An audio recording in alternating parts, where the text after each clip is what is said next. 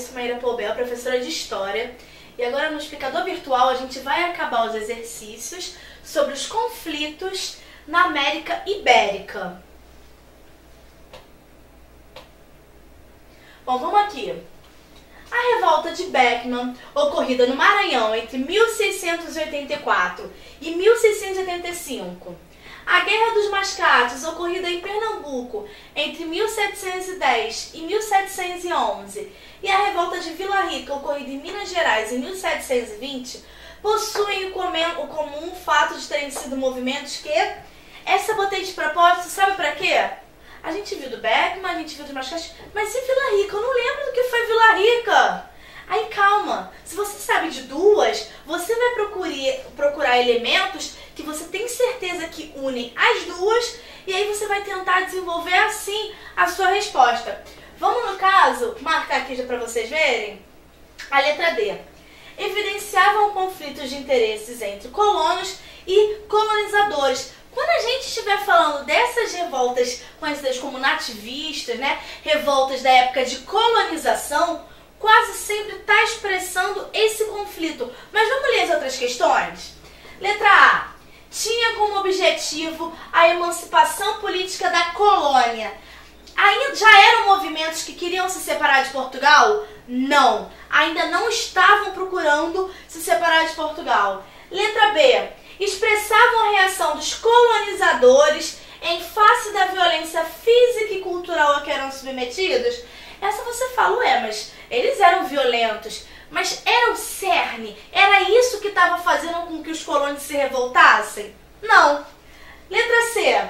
Punham em destaque a forte penetração do ideário liberal entre diversos segmentos da sociedade colonial. Não, não era isso. E aí você fala, bom, se você sabe que a revolta de Beckman e a Guerra dos Mascates mostram o conflito de interesse entre colonos e colonizadores, pronto, você já consegue responder a questão, ok? Deu para entender? Às vezes, gente, vai comparar. Compare o movimento X, Y, Z e H, e aí você só sabe dois desses, os outros dois você não consegue. Antes, se você desesperar, você pensa o que você sabe daqueles. Pontua mesmo, às vezes põe do ladinho assim da prova. Bom, Guerra dos Mascates foi isso, isso e isso. Do Beckman, isso, isso e isso.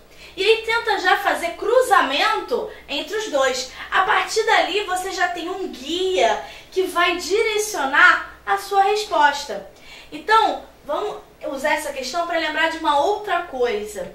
Esses conflitos que acontecem, né, durante a época que eles eram colônias, podem acontecer entre colônia e colonizadores, podem acontecer entre os nativos e funcionários da metrópole. O que não faltava, gente, era fonte de conflito. O que acontece em comum é que quase sempre prevalece o interesse da metrópole.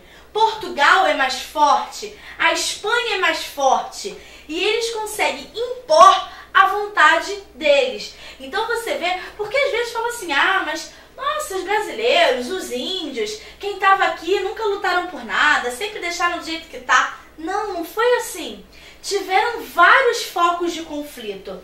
O que acontecia é que a força política e econômica da coroa, né, de Portugal era muito mais forte dos que estavam morando aqui. Então essas rebeliões eram suprimidas, essas rebeliões eram reprimidas, acabavam. Então é errado você falar assim, ah, nunca ninguém fez nada para mudar. Não, fez sim. Só que não dava resultado. Aí você pensa, se você pegar América Ibérica, né, Espanha e Portugal, você vê que em alguns foram dizimados todos os índios, em outros casos, como no Tupac Amaru, ele foi esquartejado e serviu de crime exemplar. Em alguns outros casos, eles mantêm a decisão, por exemplo, pensando Recife e Olinda, eles mantêm a decisão. Então, o que acontece em comum é que a vontade da metrópole acaba sendo soberana. Vamos para a próxima? Aqui, né? Isso daqui, vamos lá. Eu botei um texto bem grande para vocês. Sabe por quê? Acontece o seguinte, essa guerra, né, conhecida como Guerra dos Bárbaros, não é tão conhecida. não é tão explorada, só que pode fazer parte do seu conteúdo. Então você tem que saber. Então eu botei essa respostinha bem grande, que é para você tentar entender de outras formas o que foi essa guerra, o que motivou. Vamos ler? A Guerra dos Bárbaros foi um conflito entre tapuias e colonos no interior do Nordeste. Lembrando que tapuias eram aqueles índios conhecidos como sendo arredios, aqueles que não queriam se submeter ao poder europeu. No interior do Nordeste, entre fins do século XVII e inícios do século XVIII. De origem tupi, a denominação tapuia se referia a vários grupos que não possuíam unidade linguística e cultural, ou seja, não falavam a mesma língua e nem tinham as mesmas formas de cultura, distinguindo-se por serem inimigos dos tupis. Gente, é errado você pensar que é por ser índio, é índio, tudo é igual. Não! Existiam vários grupos que tinham rivalidades entre si, que falavam línguas diferentes umas das outras, que tinham tradições diferenciadas. Então, nesse momento, né, de colonização, que o Brasil estava começando a ser habitado, existia também muita guerra entre essas tribos, seja por domínio de posse de terras, seja por questões culturais mesmo. Então vamos parar de botar como sendo tudo índio, é tudo índio. Não, não é. Cada um tem a sua especificidade, cada um tem as suas características diferenciadas. Parte significativa dos tapuias se radicaram no interior, antes mesmo da chegada dos portugueses, enquanto o litoral estava predominantemente sobre o controle dos tupis. A Guerra dos Bárbaros foi o confronto entre os luso-brasileiros e as comunidades tapuias, no momento da expansão colonial em direção ao interior do Nordeste. A ocupação desses sertões, quando você lê sertões, geralmente você está se referindo ao interior, tá? Desde a Bahia ao Maranhão, ganhou incentivo a partir do período filipino e se densificou depois da ocupação holandesa. Período filipino, gente, é o período que o rei Filipe estava no poder, tá? A guerra movida contra os tapuias do sertão envolvia tanto a expansão da pecuária quanto a distribuição de sesmarias na região. O que são sesmarias? São pedaços de terra. Considerando que a instabilidade do setor açucareiro e a descoberta das minas incentivaram a criação de gado. Você vê que aqui já está botando de uma forma um pouco mais completa. Por quê?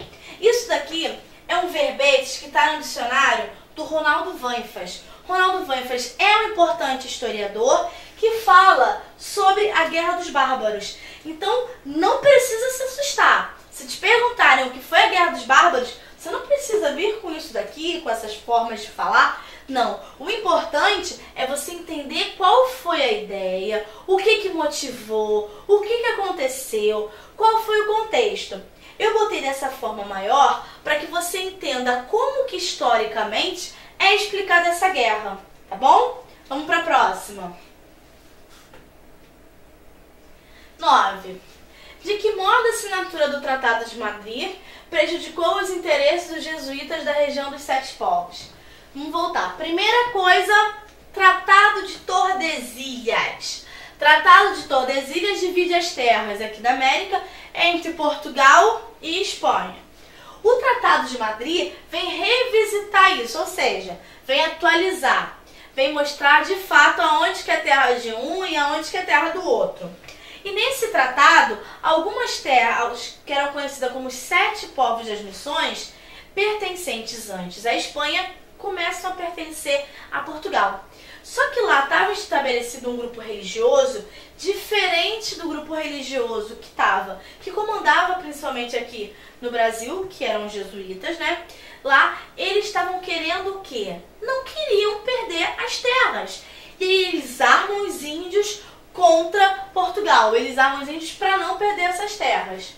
Então, esse tratado firmado entre Portugal e Espanha determinava que as comunidades jesuíticas dos Sete Povos fossem imediatamente transferidas daquela região que agora pertencia à coroa portuguesa. Desse modo, exigiam que os jesuítas e os índios aldeados atravessassem o rio Uruguai, levando todos os seus pertences e abandonando as suas terras. Com isso, as exigências do acordo acabaram atingindo diretamente o interesse. Então era o quê? Era interesse puro. Eles não queriam perder as terras. E aí as terras que antes pertenciam a eles iam passar para Portugal. E era o que eles não queriam. Vamos agora para a próxima. Vamos agora para a última questão. Questão número 10. A Guerra Guaranítica foi a revolta dos missionários guaranis contra imposições do Tratado de Madrid, que os obrigava a abandonar suas terras, moradias, plantações e rebanhos. O Acordo de 1750 favorecia as monarquias ibéricas, defendendo seus interesses na região, mas prejudicava gravemente os indígenas.